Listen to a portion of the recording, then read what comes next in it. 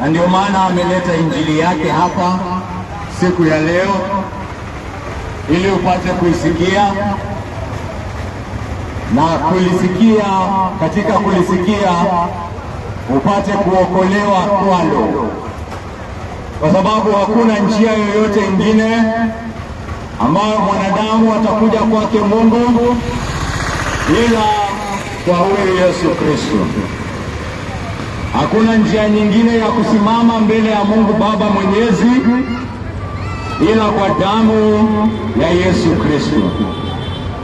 Tunapohubiri injili, kuna hukumu inayoendelea. Hukumu ya Bwana Mwenyezi Mungu inaendelea kwa yeyote ambaye hii injili inapata kuingia katika masikio yake. Hukumu inaendelea tena zaidi kwa yule ambaye anajaliwa na Mungu, inapita kutoka masikio inadunga hadi roho.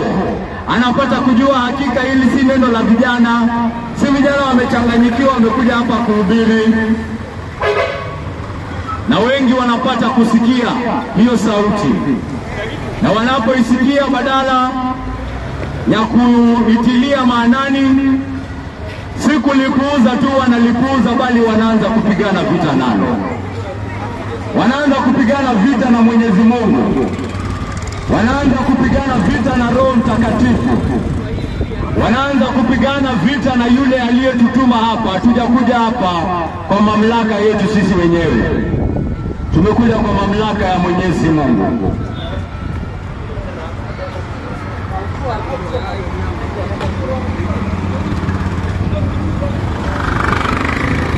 Na kama Mwenyezi Mungu ndiye ambaye ametutuma hapa, tuna uhakika kwamba ana malengo yake, na tuna imani kwamba malengo yake atayahitimiza.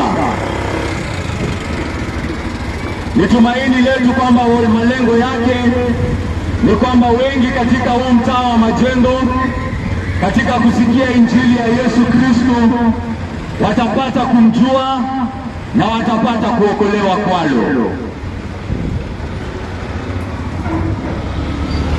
Nitawasomea kutoka kitabu cha Yohana mlango ni 4. Ninapokuja hapa, upanga wangu ni neno la Mungu ambaye amenituma. Sina neno lolote la kuambia nyinyi ila ambalo nimepokea kutoka kwake. Na wewe ambaye unabishana nami, unabishana na neno lake. Kwa hivyo usije kwangu mimi tafadhali, usije kwangu mimi tafadhali. Nenda kwa hilo neno na ulipambane na hilo neno, achana na mimi tafadhali. Wengi wanataka kumuua mhubiri, wengi wanataka kukatakata mhubiri. Sasa ukinikatakata mimi na mwenye amenituma utamfanyia nini? Atatuma mwingine. Watakuja 7. Utaua mmoja wakuja 10. Mnacheza na huyu bwana. Kama ako na malengo hapa, na kuhakikishia hiyo malengo atatimiza. Hakuna kupigana na Mungu aliye juu, hakuna kupingana na mwenye uwezo wote wa mbinguni na duniani. Hakuna.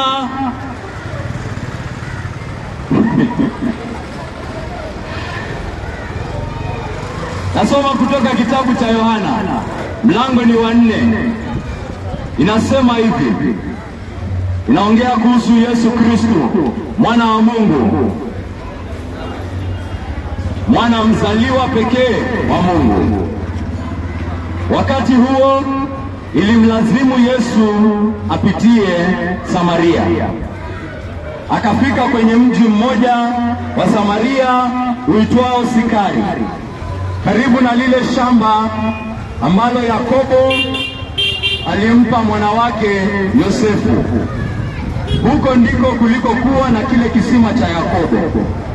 Naye Yesu alikuwa amechoka kwa kuwa alikuwa ametoka safarini. Akaketi karibu na hicho kisima. Ilikuwa yapata saa 6 mchana. Mwanamke mmoja Msamaria akaja kuteka maji. Yesu akamwambia, naomba maji ninywe. Wakati huo wanafunzi wanafunzi wake walikuwa wamekwenda mjini kununua chakula. Yule mwanamke Msamaria akamjibu, wewe ni Myahudi, mimi ni Msamaria, itawezekanaje uniombe nikupe maji ya kunywa? Wayahudi walikuwa hawashirikiani kabisa na Wasamaria.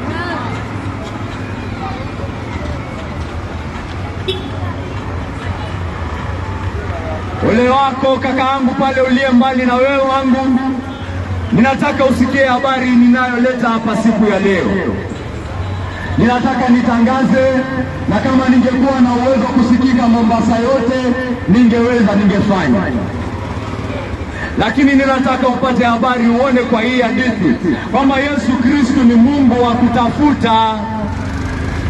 Yesu Kristo ni Mungu wa kutafuta. Yesu Kristo ni Mungu anayetafuta wateule wake. Yesu Kristo ni Mungu anayekujia watu wake. Yesu Kristo si Mungu wa kulala tu, ati analala anawatumia masharti kwa email, anawaambia lazima ufanye hii, lazima ufanye hii, alafu yeye anaenda pale anakaa ni kama ana watch Netflix, ni kama ana watch TV, anakuangalia tu, wacha tuone kama wewe utaweza kufanya, wacha tuone. Haya, wacha tuone, si nilimwambia asibe. Haya, wacha tuone kama atafanya aje. Anakaa chini tu anatazama. Anakaa chini tu anaangalia. Nataka ujue kwamba Yesu Kristo ni Mungu anatafuta wateule wake. Katika hii hadithi tunaona kwamba Yesu Kristo inaandikwa kwamba ilimlazimu apitie Samaria. Nini ilimlazimisha? Unafikiri ni masharti juu ya barabara? Mimi nakuhakikishia kilichomlazimisha kupitia hiyo njia ni alikuwa na malengo kupitia hiyo njia. Njia ya kwenda Samaria haikuwa moja tu. Ilimlazimu kupitia hapo. Alijua alikokuwa anakwenda. Alikuwa anajua malengo yake katika kupitia hiyo njia. Na nakwambia malengo yake ni huyu mwanamke. Huyu mwanamke tunayeongelelea hapa. Huyu mwanamke tunayeongelelea hapa, ambaye tukiendelea hii hadithi tutaona kwamba huyu mwanamke ni Msamaria. Wayahudi hawana uhusiano wowote ule na Wasamaria. Yesu Kristo hajali, anaenda hata kwa Msamaria, anaenda anamtafuta pale kwa taifa lao.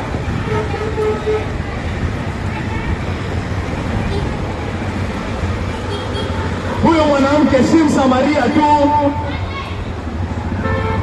ni mzinzi, ni mzinifu, ana wanaume sijui wangapi, ako na tabia mbovu sana. Huyo hata hafai kuongeleshwa, anafaa kutengwa mbali sana, anafaa kuachwa huko. Yesu Kristo anaenda kwake, anamtafuta, anajua masaa zake za kukuja pale kisimani. Anakuja pale kisimani wakati atajua huyu mwanamke atakuwa hapa kisimani hii wakati, na akikuja nitakuwa hapa ninamngojea, ni huyo ninaokoa. Amen. Kakaangu, unafikiri tunakuja hapa bure? Kuna mtu hapa Majengo Yesu Kristo amekujia. Kuna mtu mnyonge hapa anapigana na dhambi zake, analemewa na dhambi zake. Yesu Kristo amekukujia. Ni wewe amekukujia. Hii injili imeletwa kwako sababu Yesu Kristo anakutafuta. Ni wewe amekujia. Ni wewe amekujia. Ndio, Yesu Kristo ni Mungu anayetafuta wateule wake. Hatulii tu, hatulii halali, haketi, hakupei masharti, anakwambia lazima kufanya hii na hii na hii, anatulia, anakuja kukusaidia. Anakuja kwako Yesu, Mungu anayetafuta wateule wake.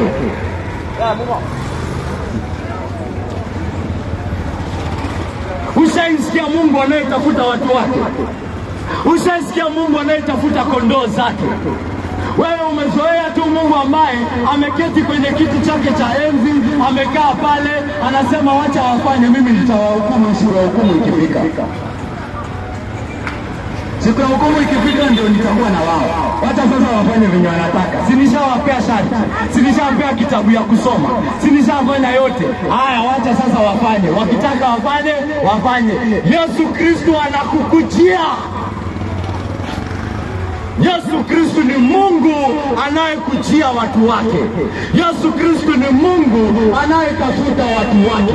Na katika yeye kutupa nguvu, katika yeye kutupa uwezo, kukuja hapa Majengo siku baada ya siku, wiki baada ya wiki, nina uhakika ni kwa sababu kuna kijana ameketi hapa, Yesu Kristo anamtafuta.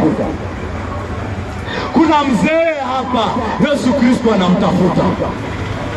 Kuna mama hapa, Yesu Kristo anamtafuta. Kuna kijana mdogo, mtoto, vijana wadogo, hata hao Yesu anatafuta hao. Hata hao Yesu anatafuta.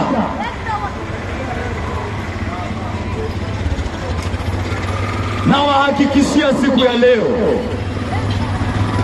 umesikia kuhusu Mungu, wengine wanasema, tumesikia kuhusu Mungu. Umesikia nini kuhusu Mungu? Tumesikia ako juu sana.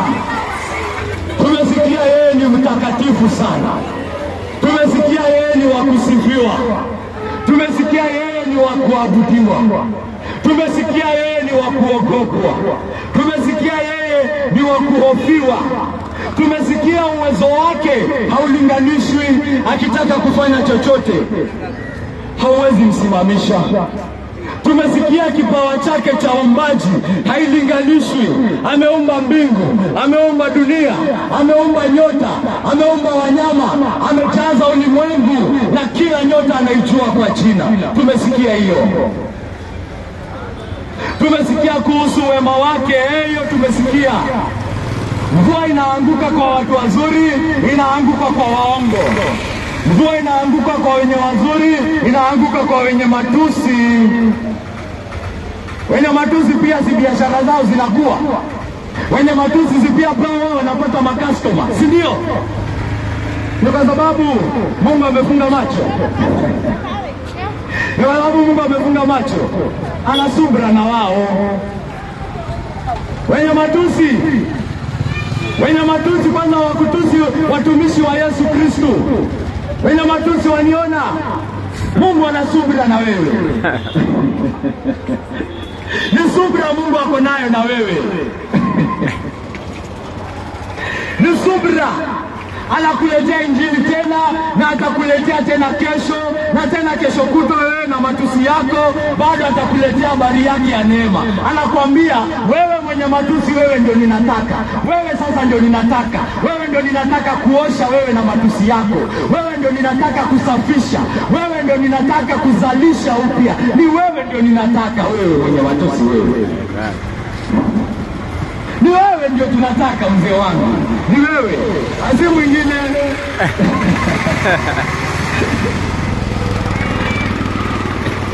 Na matusi yako yawe uhakikisho kwamba unahitaji nidhamu.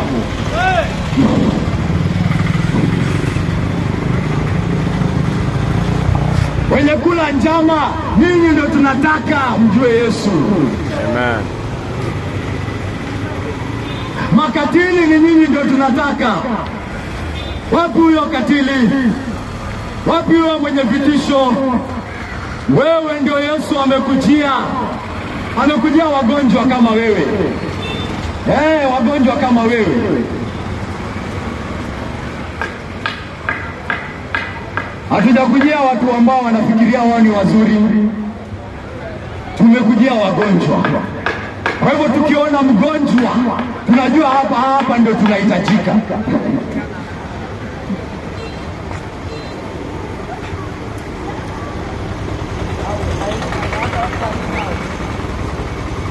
Tumesikia hasira yake dhidi ya dhambi ambayo ni kali sana. Tumesikia hasira yake itakapoanguka, hakuna yeyote ambaye ataweza kuzungumza. Na ile siku ya hasira yake, wote watanyamaza. Wote wenye matusi watanyamaza. Wote wanaojivuna katika miungu yao, katika njia zao, wote watanyamaza.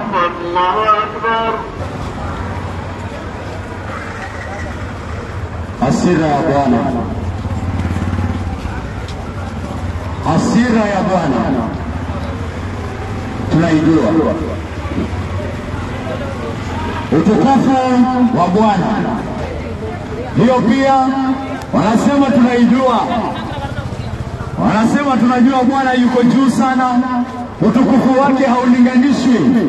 Malaika wako pale wanamsifu, wanamtawadha. Watu wanamtawadha. Poleni. Wanamtawadha. Malaika pale wanasema mtakatifu, mtakatifu, mtakatifu, Bwana Mungu wa majeshi. Asifiwe, ainuliwe. Hawezi hata kuangaliwa. Lakini kakaangu, unajua hayo mambo yote kuhusu Mungu, lakini unajua kuhusu neema yake? Haujatambua kwamba neema ya Mungu pia hailinganishwi? Kama uwezo wa Mungu jinsi ambavyo uwezo wa Mungu haulinganishwi, hivyo hivyo pia ndio neema ya Mungu hailinganishwi kakaangu. Neema ya Mungu ukisikia itakustaajabisha. Mimi nakwambia, huyo Mungu aliye juu, huyo Mungu anayesifiwa, huyo Mungu anayeabudiwa pale na maserafi na makerubi pale, huyo ndio Mungu ambaye ameshuka akazaliwa na mwanamke. Mungu kazaliwa na mwanamke. Mungu aliye juu, Mungu wa kusifiwa, Mungu wa kutawala, Mungu wa kuumba, kazaliwa na mwanamke. Kivipi tena? Neema ya kushtua, neema ya kushangaza.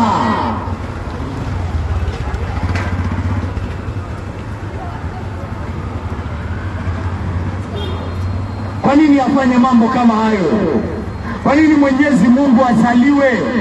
Kwa nini Mwenyezi Mungu abebwe katika mkono wa mwanamke akililia titi, akitaka kunywa maziwa kama mtoto wa kawaida, akicheza cheza?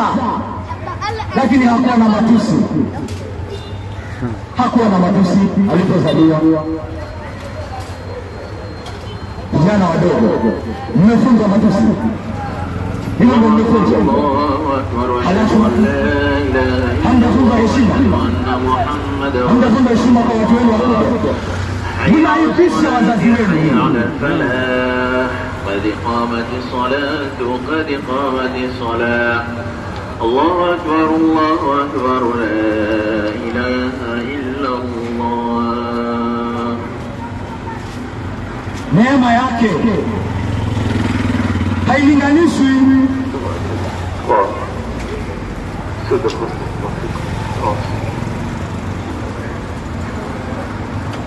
Ameifanya kwa ajili ya wenye dhambi. Ameifanya kwa ajili ya wenye dhambi sugu, kama huyu mwanamke Msamaria mzinzi. Mwanamke Msamaria mzinzi. Hiyo combination nakwambia, wakati wa Yesu Kristo ilikuwa ni kitu hata huwezi fikiria. Ati ameenda kuongea na nani? Mwanamke. Mwanamke tu? La hasha, mwanamke mzinzi. Anafanya nini na mwanamke mzinzi? Hata sijamaliza. Ni mwanamke mzinzi na ni Msamaria tena. Yesu Kristo anafanya nini na mwanamke mzinzi Msamaria? Hebu jione hapo wewe. Hebu jione hapo wewe. Ndio uelewe ambayo ninakwambia kwamba Yesu Kristo ni Mungu anayetafuta wenye dhambi, anayetafuta wateule wake, anawakujia, anakukujia mahali uko. Hakupei masharti tu, hakupei maagizo tu, anakuja pale anakusaidia kuweka hayo maagizo, anakusaidia kuyatimiza hayo maagizo.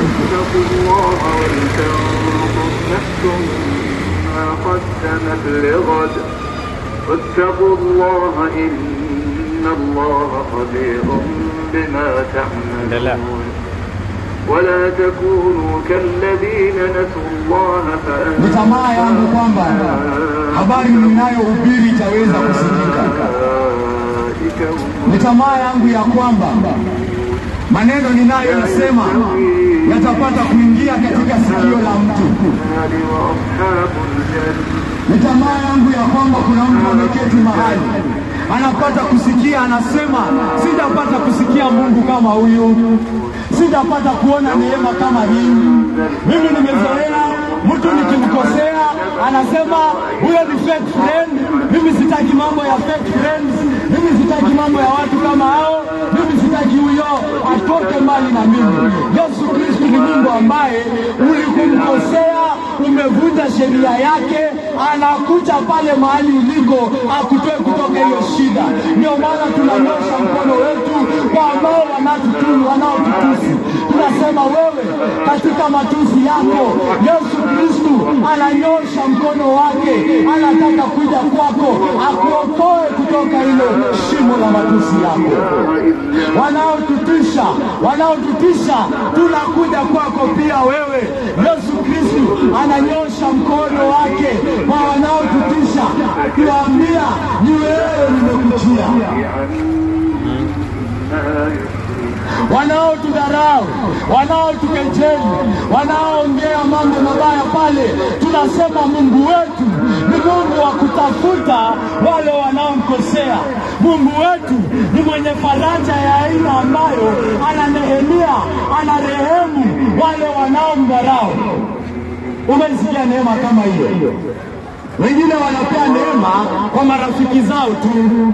Yaani unisaidie nikusaidie, unikune nikukune, uniheshimu nikuheshimu. Mimi sasa ninakwambia nakuletea Mungu ambaye unanitusi ninakusaidia, unanitusi ninakuletea Yesu, unanitusi nakwambia mokoka, oshwa, safishika, usikufe, usiangamie. Yesu Kristo aliona watu wanaangamia, alisema nini? Wacha nikuje nikufe ndio wao wasikufe, wacha nikuje nisulubishwe, wacha nikuje niaibishwe, wacha nikuje niteseke ndio wao wasiaibishwe, ndio wao wasiteseke. Yesu Kristo ni Mungu wa aina hiyo.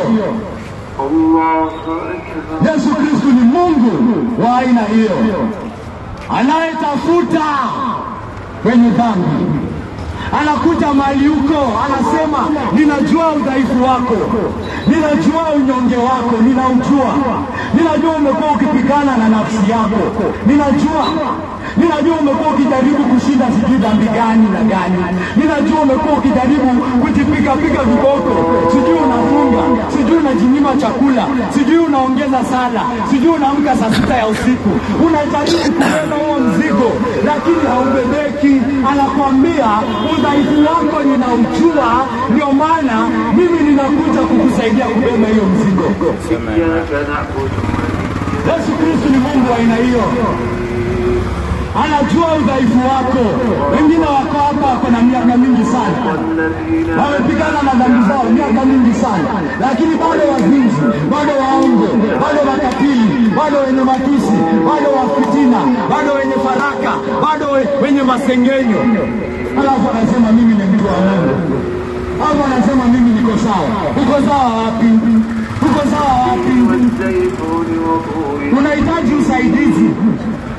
Kama utaona, acha nikwambie leo, unahitaji usaidizi, unahitaji kubebwa, unahitaji kubebwa na huyu Yesu. Akubebe mgongoni kama mtoto, penye mama anavyobeba mtoto. Unahitaji kubebwa. Wacha kujaribu kujibeba na sala zako wewe, wacha kujaribu kujibeba na kufunga kwako, wacha kujaribu kuosha dhambi zako ati unatenda matendo mazuri ndio kilo ziongezeke hii saidi nyingine. Wacha kujidanganya. Tamaa zishindwi hivyo, tamaa zishindwi hivyo. Hawezi piga mtu mwingine ngumi alafu wende mwingine umbembeleze alafu useme Mungu si umeona mimi si mbaya vile napiga anga lakini pia ninabembeleza. Moyo wa aina gani hiyo? Moyo wa aina gani? Ninaimba ndio Mungu wangu mimi ni fisadi, lakini pia ninapeananga kidogo. Moyo wa aina gani hiyo? Moyo wa aina gani hiyo? Najua mimi ni mwenye matusi, lakini naenda ninaongeleshanga watoto wadogo, ninawapea career talks, wanajua venye watafuata kazi zao. Kwa hivyo unaona mimi si mbaya sana Mungu. Si unaona kilo zangu si mbaya sana. Ninatenda mabaya ndio, lakini mazuri yangu ni zaidi. Na roho yako inasema aje? Dhamiri yako inasema aje? Tabia zako zinasema aje? Umeendelea kuwa mzuri zaidi ama umeendelea kuoza? Umeendelea kuwa katili ama umeendelea kuwa mpole? Ni gani ndio inashinda? Ni gani ndio unatetea zaidi kila siku? Ni wema ama ni uovu? Unahitaji kubebwa, unahitaji kusaidiwa. Wacha nikuletea habari nzuri. Yesu Kristo ni Mungu, anasaidia watu. Yesu Kristo ni Mungu, anabeba watu kama watoto wadogo. Wacha nikuambie habari nzuri. Habari nzuri inakuja kwa wanyonge kama wewe. Yesu Kristo anajua dawa ya matusi ni gani, anajua na ni damu yake. Yesu Kristo anajua dawa ya uzinifu ni nini, anajua na ni damu yake. Ndio maana anakukutia. Yesu Kristo ni Mungu anayeshuka na yuko tayari kusulubishwa. Akaja Yesu. Hasiki, anaona wateule wake wanahitaji kitu, anakuja, anatafuta, anasaidia. Sivyo ndio amekuja, ndio historia yake. Waisraeli wakikuwa pale Misri, Mungu alikaa chini tu, akangojea. Alikaa tu chini akasema, wacha niwaongezee kidogo alafu mpigane. Ndio alisema, "Naasha." Alikuja kwa Waisraeli akasema, ninagundua mko katika hali mbaya sana na ni mimi nitawaokoa. Ameshuka kutoka mbinguni, Mungu Mwenyezi amepatikana katika kichaka. Mimi nimwambia ndani maji, Mungu wa juu atakuwa kwa kichaka. Kichaka kimewaka moto. Maji, Mungu Mwenyezi nyota zote anazijua jina, ako kwa kichaka pale. Anafanya nini kwa kichaka? Amekuja kusaidia watu wake Israeli. Anajua wanahitaji kusaidiwa.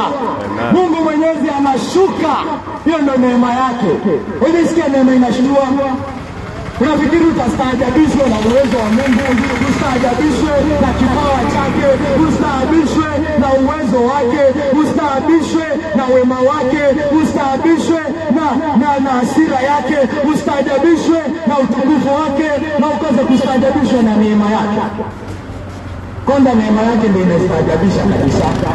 Nasema Mungu anawezaje fanya kitu kama hiyo? Unasema Mungu anako juu, Mungu mkubwa hivyo. Haiwezekani. Yes, haiwezekani. Ndio maana alifanya.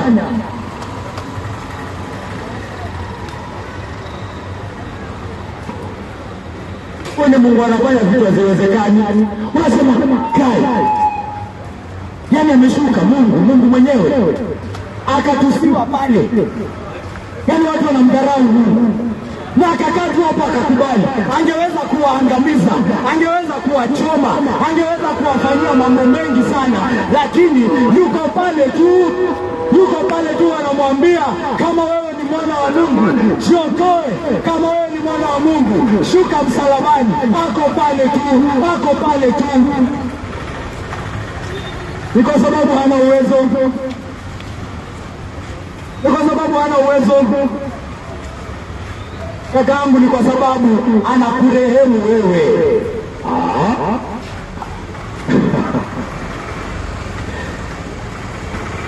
Mungu anajua unachohitaji. Hasiti anashuka, anatimiza. Na anatimiza waziwazi uone. Amesulubishwa, mali inaonekana pale juu. Unahitaji kupatanishwa na Mungu. Mungu amekuletea mpatanishi. Jina lake ni Yesu Kristo. Amen. Na hakuna mpatanishi mwingine. Hakuna mtume mwingine atakupatanisha na Mungu. Hakuna nabii mwingine atakupatanisha na Mungu. Ni Yesu Kristo. Unahitaji kuoshwa Na utaoshwa aje? Mungu anakuambia hakuna njia nyingine utaoshwa, ni damu ya Yesu. Hautaoshwa na kufunga, hautaoshwa na kupiga safari kwenda Saudi Arabia, hautaoshwa na kutoa zaka, hautaoshwa na kutoa sadaka, hautaoshwa kwa hiyo yote ya matendo yako mema, hautaoshwa kwa kufunga. Damu ya Yesu ndio unahitaji. Kama ungejiosha kwa kufunga, Yesu Kristo angeshuka. Kama ungeoshwa kwa kupiga safari kwenda Maka, Yesu Kristo angeshuka.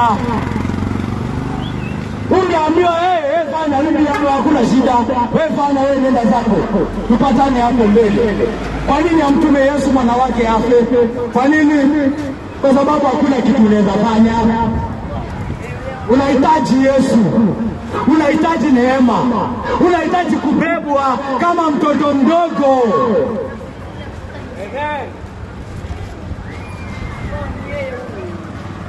Unahitaji uzima wa milele, kwa sababu nilivyosimama uko na kifo cha milele, hasira ya milele juu ya kichwa chako. Mungu amefanya nini? Ametupa uzima wa milele, na huu uzima uko ndani ya Yesu. Mungu ametupa uzima wa milele, na huu uzima uko ndani ya Yesu. Ama unafikiri utanunua uzima wa milele?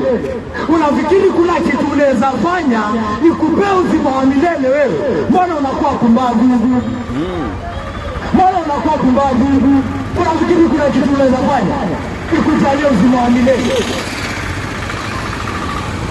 Unafikiri uzima wa milele ni cheap? You think it comes cheap? Tunaweza funga siku 30, 40 kwa mwaka. Nipewe uzima wa milele. Kwani uzima wa milele ni nini unaona wewe?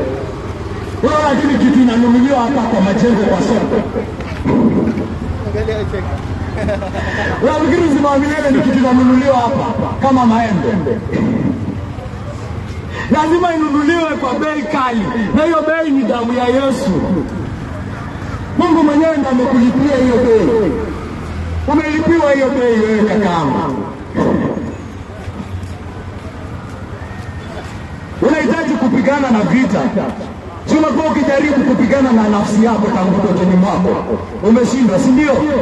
Sasa unahitaji uwezo utokao juu. Hiyo uwezo iko wapi? Iko kwa Yesu. Iko kwa Yesu. Kila kitu Mungu anatujalia kwa Yesu. Kila kitu tunachojaliwa kiko kwa Yesu. Hata roho ambaye anatusaidia, anatupea ili tupigane na dhambi, ni roho wa Kristo.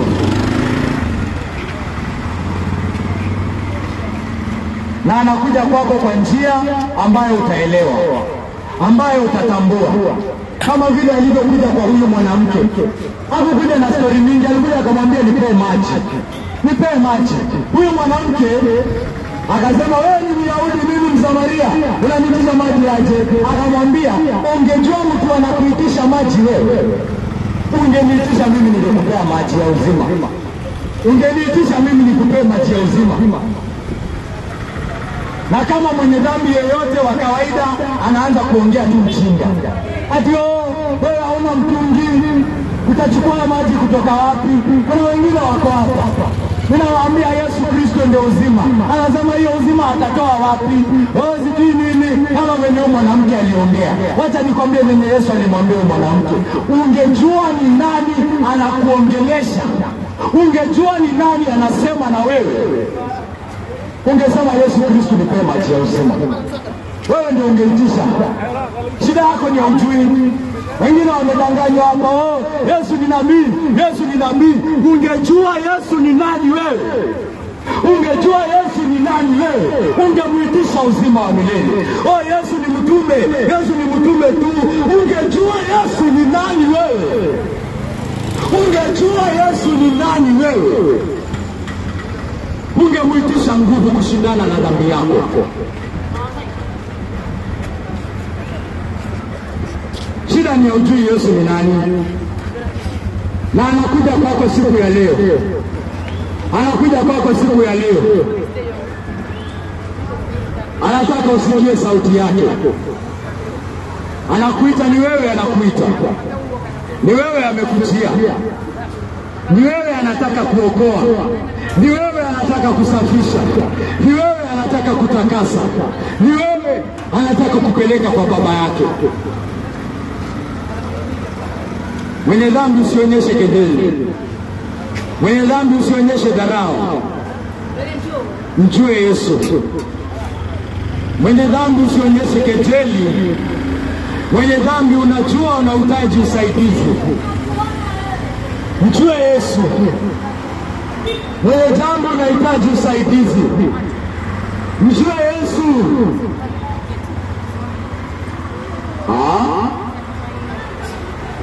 Akwambia umjue Yesu wewe.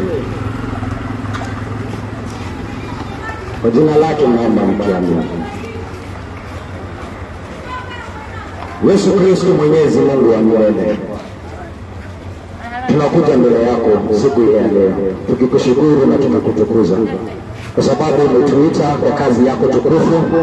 Umekuja hapa siku ya leo kujitafutia wateule wako.